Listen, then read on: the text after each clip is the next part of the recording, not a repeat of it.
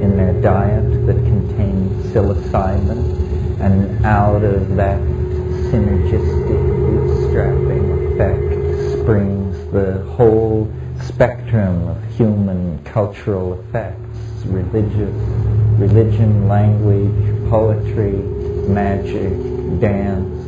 All of these unique expressions of humanness come out of the restlessness of primate organization and the synergy of psychoactive psilocybin in the hominid diet. This is the real missing link. This is the real key to what the factors were that called us forth into humanness.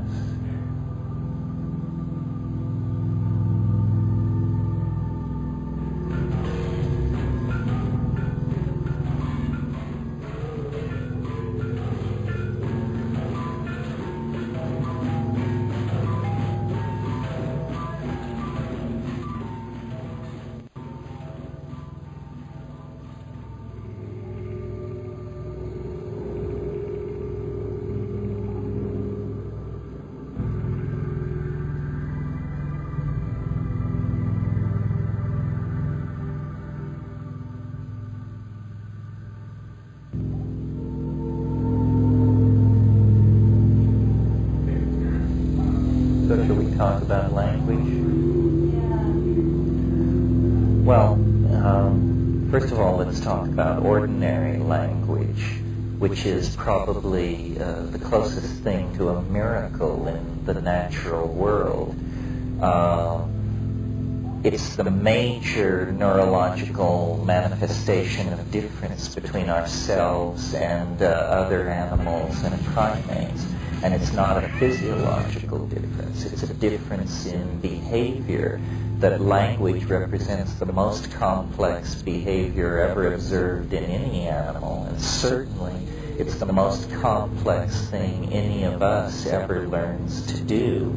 We're born into what William James calls a blooming, buzzing confusion, but by the acquisition of words, we mosaic over various sectors of this blooming, buzzing confusion with words. We replace the unknown with the known through the substitution of words. And by the time a child is 2 or 3, they have completely created a cultural mosaic of words that is interposed between them and reality. Reality from that point on is only an unconfirmed rumor brought through the medium of language. And every culture accentuates different parts of reality, so that in a sense, every culture is a different reality. Language is the stuff of the world, not quarks or wave packets or neutrinos, but language. Everything is made of language. All the constructs of science are actually interlocking constructs of syntax. Well, so that's ordinary language, which seems to define reality through a kind of process of lying about it. For instance, by creating subject-object distinctions, which are, in fact, not true to the matter, but somehow operationally necessary for us to navigate in the kind of lower dimensional space that we inhabit. Then there is the phenomenon of non-ordinary, or what I call visible language. And this is very interesting to me. This is where technology, virtual reality, cybernetics, human-machine interfacing can actually make an impact and explore a frontier. Visual language is a transformation of the physiological impulse towards syntax into a final product, speech, which is not heard with the ears, but beheld with the eyes. And it's very interesting that all our metaphors of clarity of speech are visual metaphors. We say, I see what you mean. He spoke clearly. This means that at the organismic level, we associate a higher signal clarity with visual input. And on DMT and other tryptamine psychedelics, you actually experience the field of language, both heard and self-generated, as something that is visibly beheld. It's almost as though the project of communication becomes high-speed sculpture in a conceptual dimension made of light and intentionality.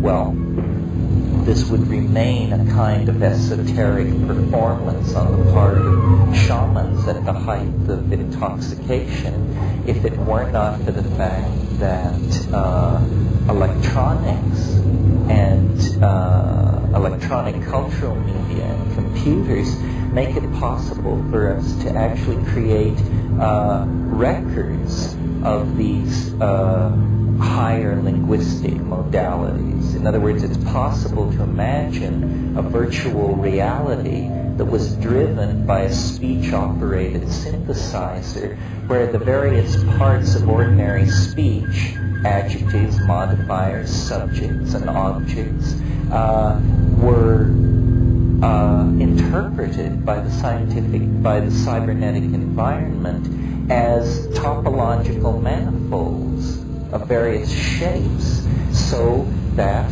speech would then generate a visibly beheld topology.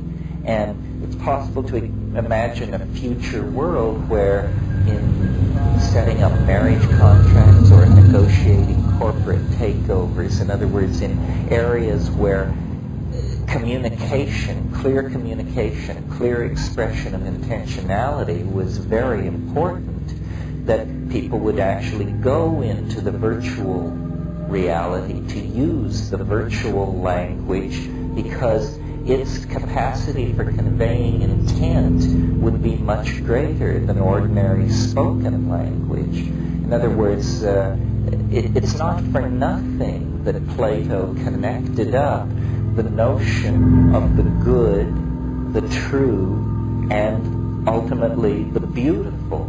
And the beautiful of those three concepts is the primary concept because it is visibly